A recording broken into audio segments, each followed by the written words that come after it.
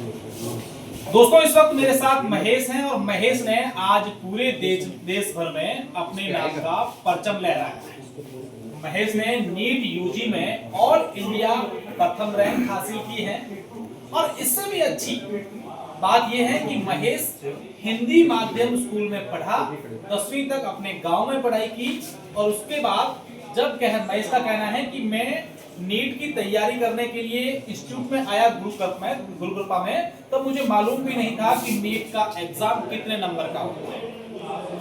महेश के दोनों तरफ उनके माता पिता हैं, सरकारी अध्यापक हैं और महेश का अभी मैं जब एक इंटरव्यू सुन रहा था, महेश के बात करने का तरीका इस तरीके से बात करता है जैसे कोई बहुत ही सुलझा हुआ व्यक्ति और बहुत ही बड़े पद पर आसीन व्यक्ति जिस तरीके से बात करता है और जवाब देता है, बड़ा ही शानदार लगा। शायद यही सीखा है महेश ने अपने माता पिता से और अपने इंस्टीट्यूट से। सबसे पहले तो महेश आपको बहुत बहुत बधाई। आज पूरा देश आपको बधाई दे रहा है, तमाम बड़े बड़े नेता अपने सोशल मीडिया पर आपका फोटो अपलोड कर रहे हैं और बधाई दे रहे हैं। ये कभी सोचा था कि भाई यार मुझे इस तरीके का ये सब चीजें मिल जाएंगी? Thank you sir. जैसा आपने भी बताया, मुझे तो उसमें पता भी नहीं था कि नीट का पेपर होता है। मेरी सिस्टर ने मुझे कहा कि बायोलॉजी लेकर नीट की तैयारी करने के लिए मुझे जाना चाहिए और ऐसे में मैं बस 3 साल अपने एफर्ट्स में कोई कमी मैंने नहीं छोड़ी और रिजल्ट के बारे में कभी नहीं सोचा। मतलब अगर आप एक अच्छा रिजल्ट आप खड़ा करना चाहते हैं, एक अच्छे रैंक आप अचीव करना चाहते हैं, तो आप बस अपनी मेहनत करते रहिए और अपने रिजल्ट के बारे में मेहनत करते रहें, कभी नहीं सोचिए। 720 में से 686 नंबर लेकर आए। पिछली बार हमने जब देखा था कि 720 में से 720 लाने वाले 17 बच्चे थे और इस बार तमाम लोगों से बातचीत की, तमाम इंस्टीट्यूट से लोगों ने बातचीत की, बच्चों से बातचीत की, वो कह रहे कि इस बार इतना टफ पेपर था कि कई बच्चे तो बोल रहे थे कि इस बार कोई भी बच्चा जो है 500 550 पार नहीं कर पाएगा। फिर क्या तैयारी रहती थी और किस तरीके से, या आपने अपेक्षा की थी कि इतना हार्ड पेपर आ जाएगा?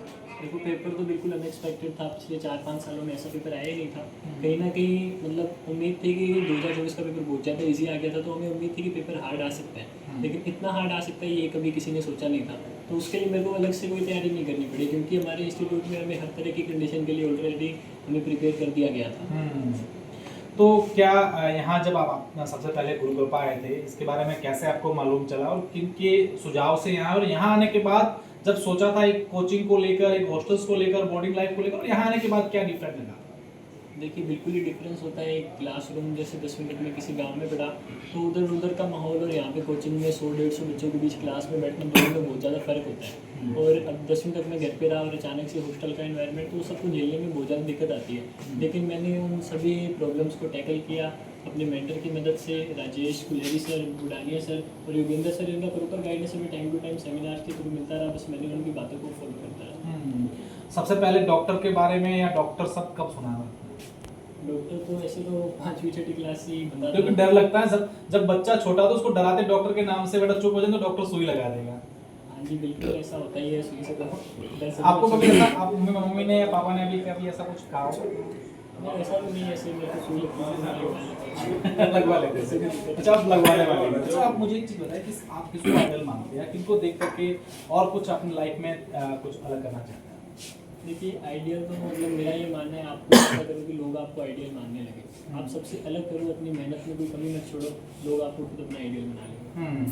आज जब परिणाम आया, हालांकि जैसा कि आपको पहले से ही मालूम चल गया था, सबसे पहले आपने खुद ने देखा या किसने बताया, उस समय क्या रिएक्शन था मम्मी पापा का और किस तरीके का पूरा माहौल बन गया? हमें उम्मीद तो थी, क्योंकि नीट की जो आंसर थी वो कुछ दिन पहले आ चुकी थी, तो हमें उम्मीद तो थी कि एक अच्छी रैंक आ सकती है। लेकिन फर्स्ट रैंक की कोई उम्मीद नहीं थी, क्योंकि नीट का रिजल्ट आने से 2 घंटे पहले रिवाइज्ड आंसर की भी आई थी और उसमें भी फिजिक्स के एक क्वेश्चन में 2 आंसर सही कर दिए थे। तो कहीं ना कहीं उम्मीद थी कि किसी ना किसी के नंबर बढ़ सकते हैं, 686 से ज़्यादा भी नंबर आ सकते हैं, इसलिए फर्स्ट रैंक की उम्मीद हमें लास्ट तक नहीं थी। और अचानक से मतलब आज मेरी तबीयत ख़राब हो गई थी, मैं जब हॉस्पिटल में था तभी अचानक से योगेंद्र सर का फ़ोन आया और उन्होंने ये खुशखबरी हमें दी, तो मम्मी पापा भी बहुत खुश हुए और मैं भी बहुत खुश हुआ। क्या कहते थे जब आप यहाँ थे 2-3 साल तक, यहाँ जब रहे, पापा मम्मी से बातचीत होती थी, हमेशा से था कि नहीं बेटा अच्छे से पढ़ना, या कुछ ऐसा प्रेशर था या ऐसा कुछ था, या क्या एकदम न्यूट्रल रहते थे? मतलब प्रेशर तो उन्होंने कभी नहीं डाला, बस ये बात कहते थे कि मेहनत करते रहना, अपना टाइम वेस्ट मत करना और लगातार पढ़ते रहना, कंटिन्यूस पढ़ते रहना। नंबर कम आते हैं या ज़्यादा आते हैं, इन्होंने कभी प्रेशराइज नहीं किया मेरे को। कहीं ना कहीं ये चीज़ तो हमें खुद में भी, स्टूडेंट्स में अगर हम कोई सपना लेकर आए हैं तो उसके लिए हमको अवेयर रहना चाहिए, तो किसी के प्रेशर की जरूरत पड़नी नहीं चाहिए।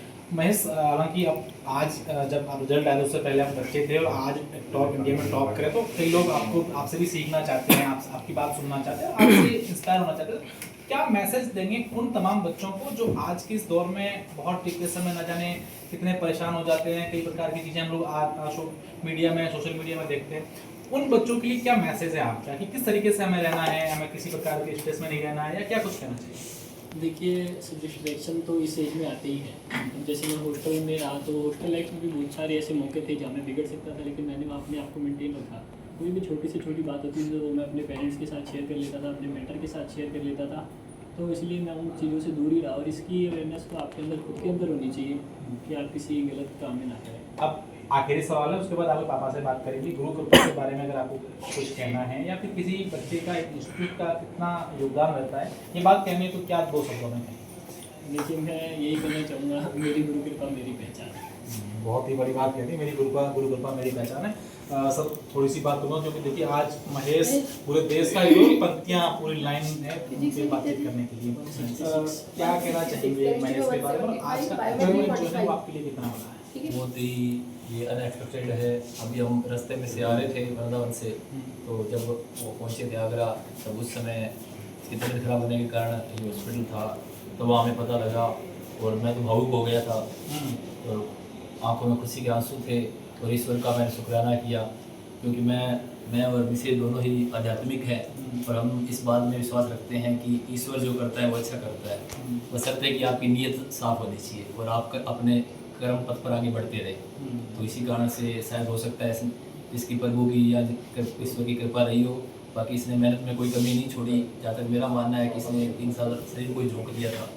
बाकी करने वाला ईश्वर है। तो वो सर, कई बार देखते हैं कि जो लोग ऐसा कई लोग सोचते हैं कि जो बच्चे टॉपर होते हैं वो डिफरेंट होते हैं, तो क्या महेश डिफरेंट था या नॉर्मल था? हर कोई टॉपर बन सकता है, बस जरूरत होती है अच्छे से पढ़ने की, अच्छे से गाइडेंस की और एक अच्छे संस्थान की। ऐसा कुछ नहीं है, बिल्कुल नॉर्मल ही था। मैंने तो उसको कई बार फोन पर भी ये बात कही थी कि तेरी बात ना पड़े तो आ जाना वापस, अपने आर्ट रोड दिला देंगे। तो ऐसा कुछ नहीं है हिंदी मीडियम में, क्योंकि मुझे पता था कि यहाँ बहुत ज़्यादा इसको स्ट्रेस हो सकता है और पढ़ाई बहुत नीट की टिपिकल है। तो मैं इसको तो कई बार ये कहता था कि मेरे को बता देना, उसको कॉल कर देना, क्योंकि इसको स्ट्रेस नहीं दिया और इस वजह के पास चलो ये अच्छा स्कोर कर पाया है। तो ये माता जी से भी बातचीत करेंगे। आप भी एक माँ के साथ साथ एक गुरु भी रही हैं, दोनों रोल किस तरीके से अदा करते थे आप महेश के? महेश को हमने बस यही कहा, मेरे बेटा बनता है अपने हिसाब से अच्छी बनता, कभी अपने बच्चों को प्रेशराइज नहीं किया। छोटी क्लास से कॉन्फिडेंस से मैंने कभी ये प्रेशराइज नहीं किया कि अभी पढ़ना है तो पढ़ना है, ठीक है, जब आपको फ्री आता है आप आराम से पढ़िए, लेकिन जब पढ़िए मन लगा कर पढ़िए, चाहे थोड़ा पढ़िए चाहे ज़्यादा पढ़िए, वो मायने नहीं रखता।